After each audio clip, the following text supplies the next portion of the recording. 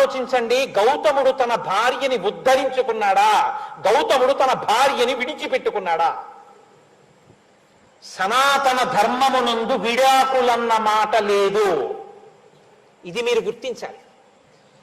ఎంత పెంకిదమనివ్వండి, ఇంకోటమనివ్వండి, భార్య మీద నేరం చెప్పే అధికారం పురుషుడికి లేదు. భరించవలసిందే. ఆ మూడు ముళ్ళంటే జీవితాంత సంబంధం అంతే. ఆమెని అలా భరించి ఆ జన్మ అలా ఉండవలసింది అంతే. ఇంకా తప్ప విడాకులు ఇచ్చేయడం కానీ భార్యని విడిచిపెట్టేయడం కానీ ఈ జాతికి తెలియదు. ఇంతకన్నా అపరాధం లోకంలో ఇంకోటి ఉండదు.